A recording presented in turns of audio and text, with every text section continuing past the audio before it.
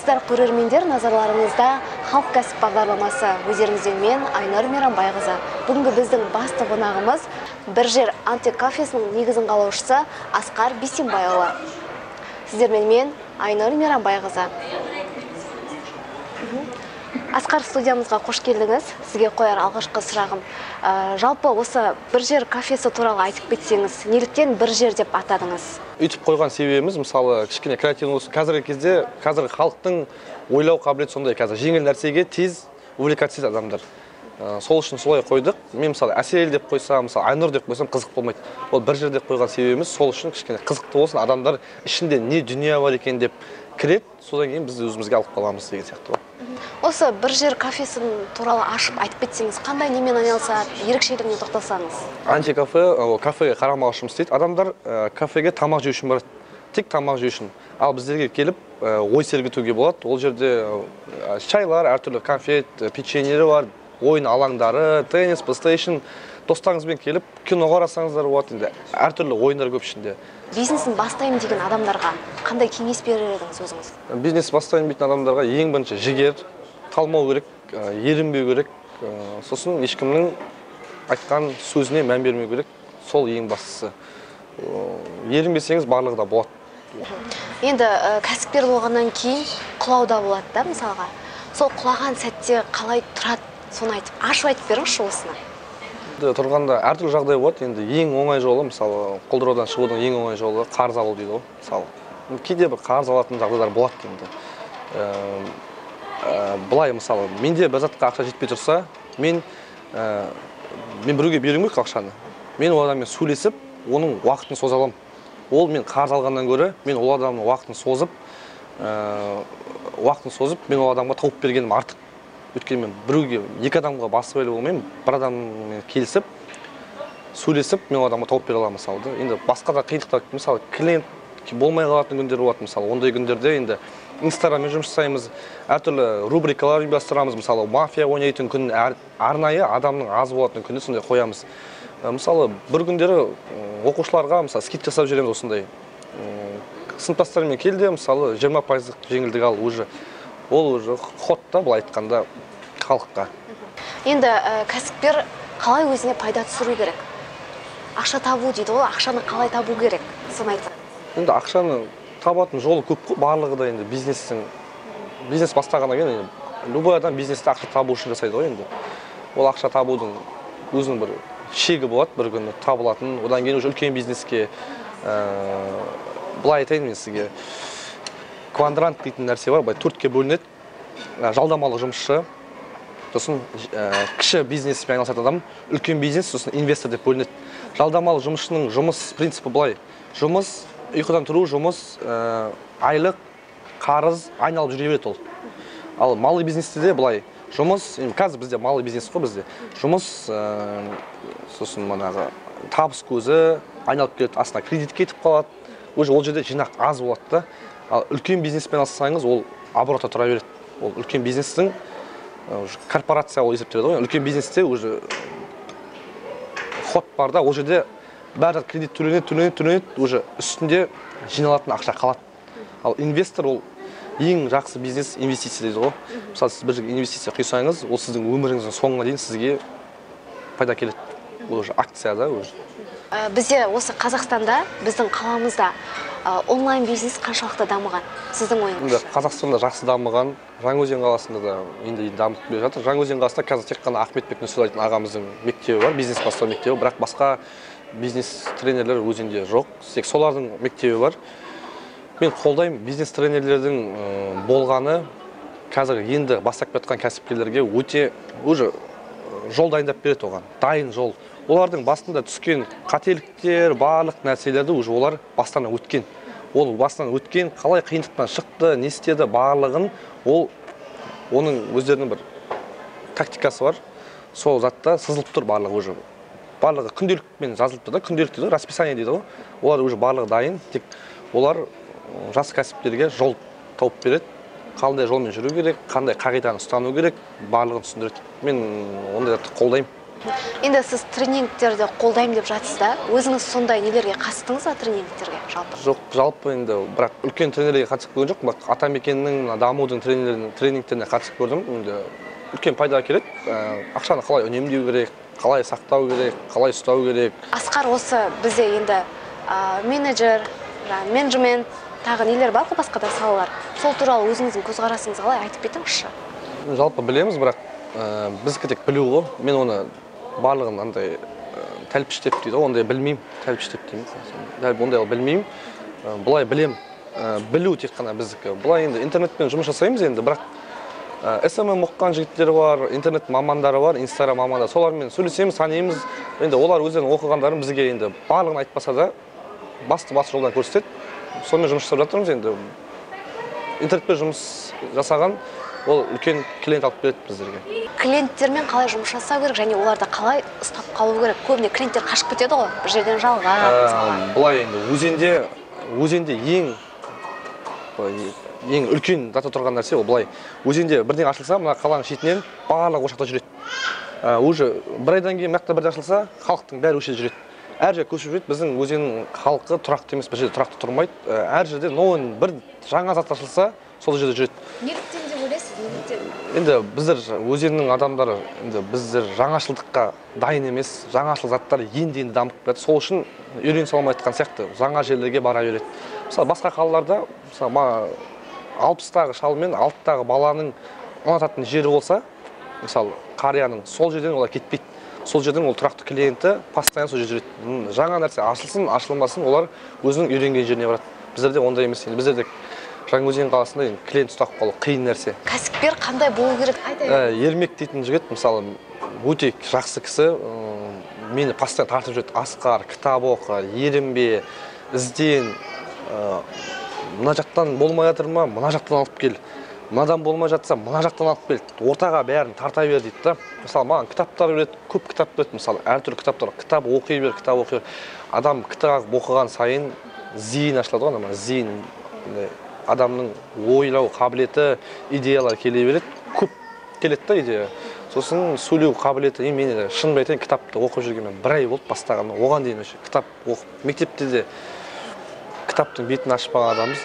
Осы жақындан бері сол Ермек дейтін жігіттің енді постоянно күнде мотивация кітап оқып, сол кітап оқып жүр. Мен енді кішкене тілім жаттығып кетті. Бұлай енді ауыз екі тілді сөйлей береміз ғой, бұлай. Енді мынандай камераның алдына кішкене сөзіміз жейміз ғой, сөзді, әріпті жейміз. Мәдени тілде сөйлеуге үйретеді кітап. Мәдени барлығы еңбектену керек, кәсіпкер. Кітап көп оқу керек. Сіз енді өзіңіз айтып жатсыз, вообще кітап оқымадым, бүйтпедім деп та, осы уақытқа дейін сонда кім, қандай саламен айналыстыңыз, кім болдыңыз? Мен осының алдында жұмыс жасадым, көп жерде жұмыс жасадым. Үкіметке жұмыс жасағым келмейді, шынымды айтайын. Үкіметтің жұмысы ұнамайды. Біреуге бас байлау болып жұмыс жасағым келмейді.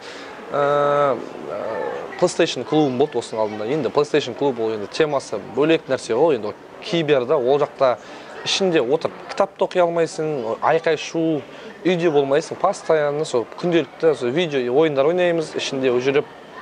Енді мына қазіргі жер, бір жер, тыныш жер, кітап оқуға да өте қолайлы да. Менің уже өмірім былай өзгеріп жатыр да, басқа салаға көшіп кеттім мен уже. Ана жерде бір тұйық, постоянно бір нәрсе, ешқандай ізденіс ештеңе керек емес. Ол жерде келесің, PlayStation қосып береді, ойнап отыра береді. Мына жерде клиентпен жұмыс жасайсың, оны қызықтырасың, әртүрлі ойнап отырасың, барлығын түсіндіресің. Ол жерде былай қарағанда ол үлкен сабақ та бізге, былай практика болып жатыр да бізге. Ойдағы нәрсені жүзеге асырып жатырмыз. Сол жағы. Асқар, адам кез келген ортадан, кез келген нәрседен шаршайды да, бір демалғың келеді. Сондай кезде сен өзің не істейсің? Бір мотиватор боласың ба өз-өзіңе? Қалай ол? Мен үйленген адам өзім. Әйелім жақсы мотивация береді. Мен әйеліме рахмет айтамын, сол үшін мен оны көп қолдамаймын. Ол мені наоборот керісінше көп қолдайды. Мен мынандай болып жатса, сен не істеме, кейде бір қажып кететін кездер болады, бір қиыншылық болып шыға алмай жатқан кездерде күліп жүре бермейсің ғой. Күліп жүресің, жұрттың көзінше, бірақ үйге барған кезде басқа нәрсе ғой уже. Сол кезде мотивация береді. Бірақ мамам мынандай мотивация береді маған. Жалмауыз, сенің қолыңнан ештеңе келмейді. сен тек жүрген сондай адамсың, оның өзі маған үлкен мотивация да, мен оның сөзіне арланамын да, жұмыс жасаймын да, сондай. Яғни анаңмен үйдегілерден мотивация аламын жалпы. Енді былай айтады ғой, дос былай жағдайға қарай өзгереді ғой. Біз ішінде жүргенде басқа дос. Кейін сондай темадағы адамдар. Қазір басқа дос уже. Қазір уже күн өткен сайын жаңа адамдармен танысып жатырмыз. Жаңа адамдар уже мен оның бір жеріне көмектессем, ол маған көмектеседі, уже бір-бірімізге көмектесіп келе жатырмыз да. Уже дос деп айта алмайсыз енді былай. Достың да досы болады. Жалпы сіздің ойыңызша біздің осы жеке кәсіпкерлерге, кәсібімді бастаймын деген жандарға осы қаламызда не кедергі сіздің ойыңызша? Қандай кедергі бар? Кедергі жоқ, ешқандай кедергі жоқ. Әлемнің әр бұрышында да, қаланың бұрышында да ешқандай кедергі жоқ. Бизнес бастаймын дейтін адам ерінбесе, қалай айтсақ болады, ерінбей, ұйықтамай, талмай, идеясы дұрыс болса, ешқандай кедергі жоқ. Бизнес бастай беруге болады. Ешкім аяғынан шалмайды. Шалатындар бар шығар. Ол мән бермеу керек оларға просто. Ол сіз мән берген сайын олар құтыра береді, сіз мән бермесеңіз олар өшей береді жайлап. Яғни мемлекет тарапынан да қолдау бар дейсіз? Мемлекет тарапынан қазір осы жылы, жастар жылы, 2019 жылы өте керемет жаңалықтар болып жатыр. Мысалы, жас проект болды, сосын бизнес бастау дейтін болды, бастау бизнес, керісінше бастау бизнес. Гранттар беріліп жатыр. Мысалы, мен грант оқыдым, 15 күн оқыдым, Атамекеннен сертификатын алдым оқыған. Ол маған 2 жылға жарайды. Мен енді бизнес планымды қорғайын дедім, бірақ мен ауырып қалып, денсаулығым аясы қорғай алмай қалдым. Содан мен уақытынан кешігіп қалдым мен қазір. Енді кәсіпкер болғаннан кейін ақшаны үнемдеу керек та. Ақша табуды қалай ақшаны үнемдеу керек? Қалай ақшамен дұрыс жұмыс жасау керек? Соны айтыңызшы. Мысалы, сөз шыны керек, мен кішкентай күнімнен ақша үнемдемейтін адаммын. Енді міне кішкене уже үнемдеп келе жатырмыз да. Бұрын мен ақшаны үнемдемеймін. Керек па? Алатынын. Былай айтады ғой, бір сөз бар. Егер сен өзіңе керек емес нәрсені сатып ала беретін болсаң дейді да, керек емес нәрсені сатып ала беретін болсаң, бір күні өзіңе керек нәрсені сатасың дейді да. Бұл айналып келетін нәрсе ғой, ертең саған керек заттар қалып қояды, қасында керек заттарың кетіп қалады дейтін сөз да. Енді кішкене ақшаны үнемдеп келе жатырмыз ғой осы. Ескіріп келе жатыр ма, білмеймін. Енді кішкене үйреніп келе жатырмын. Кітап оқығаннан кейін ба, манағы техникалар бар, ана жерде мана Қуаныш Шоңбайдың кітабын оқыдық қой. Мысалы, құпия кітабында техникалар бар, ақшаны қалай үнемдеу керек, қалай ұстау керек, мысалы. Сол жақтан үйреніп келдік. Айтатын зат көп, мысалы, ақшаны үнемдеу жағынан бірақ уақыт. Ең маңыздысын айтыңызшы, не істеу керек? Ақшамды қалай үнемдеу керек ақшаны? Ақшаңыз көп болсын десеңіз, қайырымдылық көп жасау керек. Садақа көп беру керек. Күнде түскен табысыңыздың 10%-ын садақаға беріп тұратын болсаңыз, ол сізге Аллах тағала жолыңызды ашады, бәле-жаланы сақтайды ғой. Енді ақшаңыз садақамен 100 есе көбейтеді, 100 есе, 1000 есе. Енді бір шығын алып кетесіздер ғой. Мысалға да бір банкротқа ұшырайтын кез болады. Адам түбегейлі банкротқа ұшырамайды, ешқашан да түбегейлі. Одан шығатын жолы бар. Тек мынандай ғой, сынбау керек. Енді көмектесетін адам табылады. Қай жерден болсын да көмектесетін адам табылады. Адам тұру үшін, орнынан тұру үшін құлау керек дейді ғой. Барлық адам құлайды, қайтадан тұрады. Енді мана айтады ғой, мақал мен өзім ойым шығарып отырмын енді. Бала 7 жасқа дейін таяқ жейді дейді ғой. Енді бизнесменде 3-4 жыл таяқ жейді, құлап тұрады. Ол ертең барлығы сабақ болып келгеннен кейін, барлығы бір орынға келгеннен кейін жақсы болып кетеді ар жағы. Ең бастысы уақытында барлық нәрсе ұстап қалу керек. Бар ма, бар затпен ұстап қалу керек. Мысалы, торт жасаса, торт сататын болсаңыз, рецептпен ұстап қалу керек. Мысалы, антикафе ғой бізде қазір, дәл қазіргі уақытта біз тек қана біреуміз. Біз қазір сол үшін кішкене еркін жүрміз да. Бізге конкурент пайда болса, біз жұмыс жасаймыз. Конкурентің болса, 2 есе жұмыс жасайсың. Анадан қалай озу керек, мен оның алдын қалай алып кетемін. Мен оның клиенттерін өзіме қалай тарттырып аламын дейтін ой ғой. Сол жағынан. Сіз өзіңіздің неңіз қолжетімді ма? Бағалары қалай? Біздерде адам басына минутына 10 теңге кіру іште. Туған күн иесі болса, туған күн иесіне тегін, куәлігімен келсе, бізде сосын неше жастағыларға тегін? 3 жасқа дейін тегін, біздер соны айтып кетейін, 3 жасқа дейінгі балаға тегін. Сосын ең бастысы сыйлатымыз, акциямыз ең үлкен, ол ешқашанда бітпейтін. Осы антикафенің ашылғаннан жабылып қалған күнге дейін жүретін акция. 2400 теңге төлейсіз 4 сағатқа. Ағарай без лимит жүре бересіз. жабылғанша қалаған. Мысалы, әбетте 12-де келдіңіз, 4-ке дейін төлейсіз ақшасын, 4-тен таңғы 5-ке дейін 11 сағат, 12 сағат бойы жүре бересіз тегін. Жастарға арналған неңіз бар ма, бағдарламаңыз? Бұйырса енді біз енді бастап жатырмыз. Енді міне YouTube-тан проектті бастап, өзімізге канал ашып бастап жатырмыз енді. Іште әртүрлі заттар емес қазір бүгін бастадым мен. Тәтті асхана дейтін ашқымыз келіп отыр. Кулинарный асхана абонемент алады бір айға. Әр мынада келіп, келесіде келмей қойса да біледі. Мынада алса, келесінде келмесе, олар алмайды, төлемейді ақшасын. Осы қаламызға белгілі кондитерлер келеді. Барлығын пісіріп үйретеді. Барлығын рецепт қалай болады, барлығын үйретеді. Осымен біздің бағдарламамыз аяқталды. Біз сіздермен қоштаспаймыз. Келесі кездескенше.